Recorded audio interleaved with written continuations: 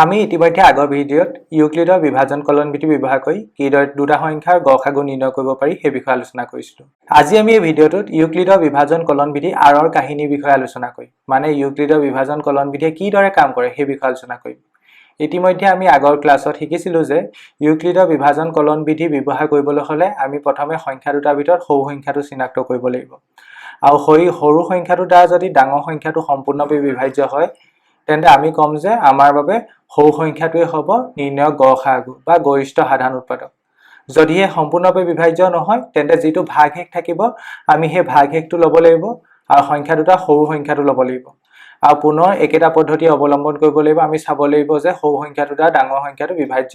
হৈছে নে নাই হোৱা। যদি বিভাজ্য হৈছে তেন্তে সৰু সংখ্যাটো আমাৰ কি হ'ব গসাগু হ'ব। তেন্তে এইটো বুজিবলৈ আমি এটা উদাহৰণ লৈ আহাচোন। তাৰ বাবে মই কি কৰিছোঁ 32ক এটা পটি দ্বাৰা উপস্থাপন কৰিছোঁ। ধৰি লোৱা ইটাৰে গঠিত এটা পটি আছে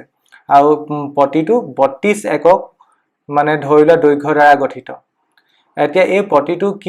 কিহৰ দ্বাৰা সৰণ যাব পাৰে বা তুমি কথাটো এনেকে ভাবা। ধৰি লোৱা 32 একক দৈৰ্ঘ্যৰ এটা পটি আছে। এই পটিটো ধৰি লোৱা তুমি গঠন কৰিব হ'লে তুমি ইটা কেনেকুৱা ধৰণৰ ইটা ইউজ কৰিব পাৰা। ধৰি লোৱা তুমি 1 একক দৈৰ্ঘ্যৰ ইটাও ইউজ কৰিব পাৰা। যদিহে তুমি একক দৈৰ্ঘ্যৰ ইটা ইউজ কৰা তেন্তে কেইটা ইটা লাগিব তোমাক এনেকে 32টা ইটা লাগিব। যদি তুমি 32টা ইটা জয়েন কৰা তেন্তে গোটেই পটিটো পাই যাবা। ঠিক একেদৰে ইচ্ছা কৰিলে তুমি 2 একক দৈৰ্ঘ্যৰ ইটাও ইউজ কৰিব পাৰা। 2 একক দৈৰ্ঘ্যৰ যদি ইটা ইউজ কৰা তেন্তে তুমি 16টা ইটা যদি জয়েন লগোৱা এটা লগত আনটো তেন্তে তুমি 32 একক দৈৰ্ঘ্যৰ তুমি এই পটিটো পাই যাবা। ঠিক একেদৰে তুমি 4 এককৰ মানে 4 একৰ দ্বাৰা এইটো হ'বনে নহয় সেইটো চাব হ'লে আমি কি কৰিব লাগিব। আমি 4 একক দৈৰ্ঘ্যৰ ইটা পটিবোৰ দি চাব লাগিব আৰু দি চাই পেলাই আমাৰ 32টো সম্পূৰ্ণৰূপে মানে ঢাক খাইছে না সেইটো চাব লাগিব। যদি ঢাক খাইছে ডেট মিন্স আমি 4 একক দৈৰ্ঘ্যৰ ইটাৰ দ্বাৰা সেইটো গঠন কৰিব পাৰিম। মানে কি মানে যে পাইছো যে মই 1 পাইছো ঠিক তেনেদৰে 2 পাইছো সেইবোৰ হৈছে আমাৰ কাৰণে উৎপাদক। ঠিক একেদৰে এবাৰ 12 ক্ষেত্ৰত চাওঁ আহা। এতিয়া 12 দৈৰ্ঘ্যৰ এটা পটি লৈছো 12 একক দৈৰ্ঘ্যৰ এটা পটি লৈছো। এতিয়া এই পটিটো সৃষ্টি কৰিবলৈ বা তৈয়াৰ কৰিবলৈ তুমি এতিয়া কিছুমান ইটাৰ কথা ভাবা। ধৰি লোৱা তুমি একক দৈৰ্ঘ্যৰ যদি ইটা লোৱা একক দৈৰ্ঘ্যৰ তুমি 12টা ইটা যদি এটা লগত আনটো মুৱামুইকে লগ লগাই গৈ থাকা তেন্তে 12 একক দৈৰ্ঘ্যৰ এই পটিটো পাই যাবা। ঠিক একেদৰে তুমি যদি 2 একক দৈৰ্ঘ্যৰ ইটা ললাহেঁতেন আৰু এটা লগত আনটো লগ লগাই গৈ থাকিলাহেঁতেন তেতিয়া এই 12 একক দৈৰ্ঘ্যৰ পটিটো পাই গলা হয়। এতিয়া তুমি কথাটোক এনেকুৱা ধৰণে ভাবা তুমি এতিয়া 32 আৰু 12 একক দৈৰ্ঘ্যৰ দুইটা পটিকে ঢাকিব লাগে এটা ইটা ইউজ কৰি। মানে একে ধৰণৰ এটা ইটা ইউজ কৰি। ধৰি লোৱা তুমি এটা কোনটো সৰ্বোচ্চ দৈৰ্ঘ্যৰ ইটা দ্বাৰা তুমি 32টো ঢাক খাব আৰু 12টো ঢাক খাব। মানে তুমি 32কো ঢাকিব পাৰিব লাগিব 12কো ঢাকিব পাৰিব কোনটো সৰ্বোচ্চ দৈৰ্ঘ্যৰ ইটা দ্বাৰা। মানে কথাটো এনেকুৱা ধৰণৰ ধৰি লোৱা তুমি যদি ইটা দৈৰ্ঘ্যটো যদি 12 একক লোৱা তেন্তে 12 একক ইটা দৈৰ্ঘ্যৰ দ্বাৰা তোমাৰ তলৰ ইটাটো সম্পূৰ্ণকে ঢাক খাব এটা ইটা ললে। ঠিক একেদৰে সেই 12 একক দৈৰ্ঘ্যৰ ইটাটো যদি তুমি লৈ ওপৰৰ 32 একক দৈৰ্ঘ্যৰ পটিটো সৃষ্টি কৰিবলৈ যোৱা তেন্তে পাৰিবানে নোৱাৰা মই সেইটো কথা বুজাবলৈ চেষ্টা কৰিছো। যদিহে তুমি 12 একক দৈৰ্ঘ্যৰ এটা ইটা লোৱা তেন্তে তুমি গম পালা যে তলৰ ইটা পটিটো ঢাক খাই যাব বা তলৰ পটিটো ঢাকিব হ'লে আমি 12 একক দৈৰ্ঘ্যৰ এটা ইটা ললেই যথেষ্ট। যদিহে আমি তেনেকুৱা ইটা দ্বাৰা যদি আমি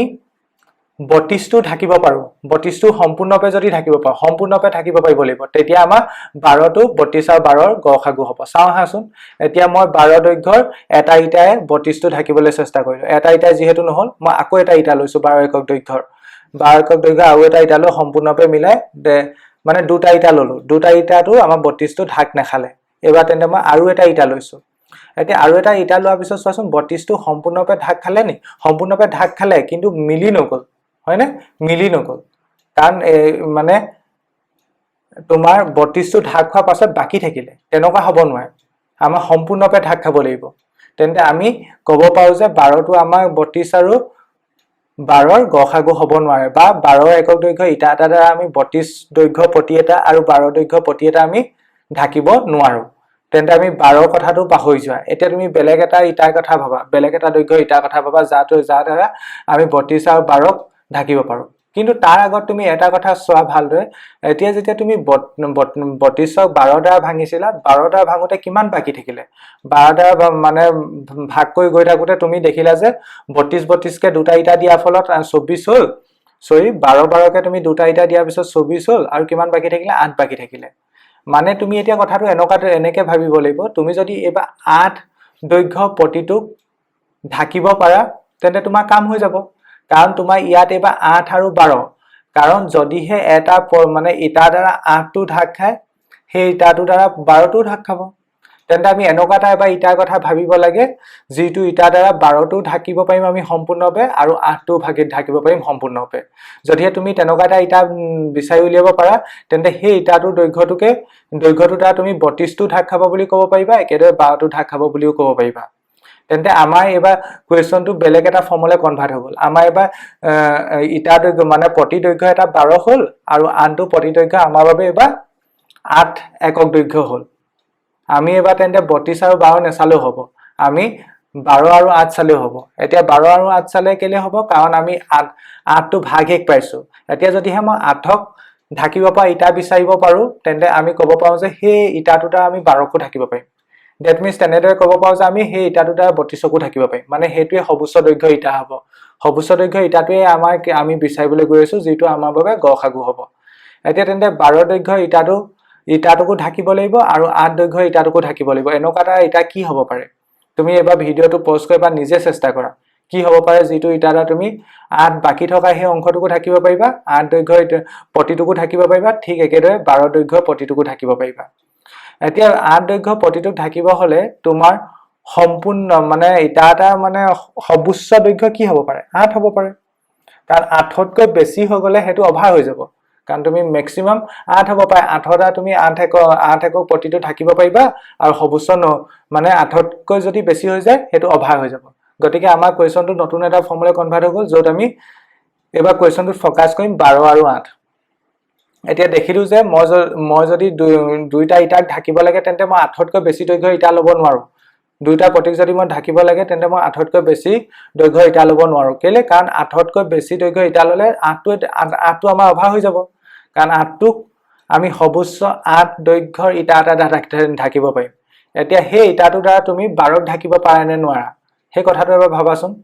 সেই ইটাটো দ্বাৰা মই 12ক ঢাকিব পাৰো নে নোৱাৰো চাওঁ আহাচোন ধৰিলা মই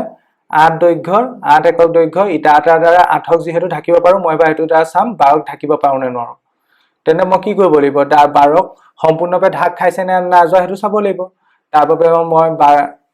8 একক ইটাটো মই ওপৰলৈ লৈ গৈছো ওকে এবাৰ দিলো এবাৰ দিয়াৰ পিছত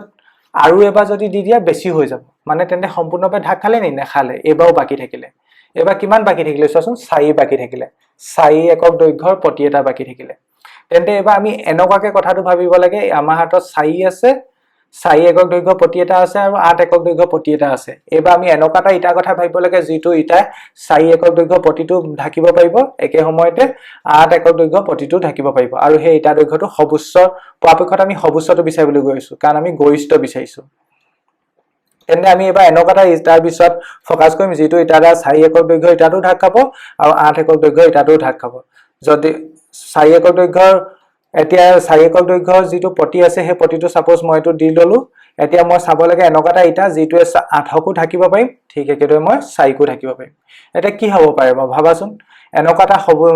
ইটাৰ সৰ্বোচ্চ দৈৰ্ঘ্যটো ভাবা যেটো দ্বাৰা 4কো ঢাকিব পাৰিম 8কো ঢাকিব পাৰিবা এটা কথা ভাবি পাইছা যেহেতু 4 আছে তেন্তে 4 দৈৰ্ঘ্য প্ৰতিটো ঢাকিব হলে ইটাটো দৈৰ্ঘ্য 4তকৈতো কেতিয়াও বেছি হ'ব নোৱাৰে 4তকৈ কমেই হ'ব লাগিব তেন্তে সাপোজ মই ধৰি লৈছো 4 দ্বাৰা 8টো ঢাক খাই সাপোজ মই ধৰি লৈছো এবাৰ ঢাকিলো এবাৰ দিলো এটা অংশ ঢাক খালে যদি মই আকৌ এটা দিও হৈ গ'ল দুটা অংশ ঢাক খাই গ'ল হয়নে দুটা অংশ ঢাক খাই গ'ল 8ৰ দ্বাৰা বা 8টো সম্পূৰ্ণভাৱে ঢাক খাই গ'ল তেন্তে মই কি ক'ব পাৰো মই ক'ব পাৰো যে 4 একক দৈৰ্ঘ্যৰ প্ৰতি এটাক মই 4 একক ইটা এটা ঢাকিব পাৰো ঠিক একেদৰে 8 একক দৈৰ্ঘ্য প্ৰতি এটাক 4 একক দৈৰ্ঘ্য ইটা এটা ঢাকিব পাৰো ঠিক একেদৰে মই ক'ব পাৰো যে 12 একক দৈৰ্ঘ্য প্ৰতি এটাকো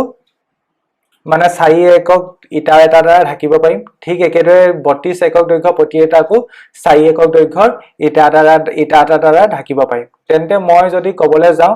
4টোৱে আমাৰ বাবে সৰ্বোচ্চ দৈৰ্ঘ্য ইটা হ'ব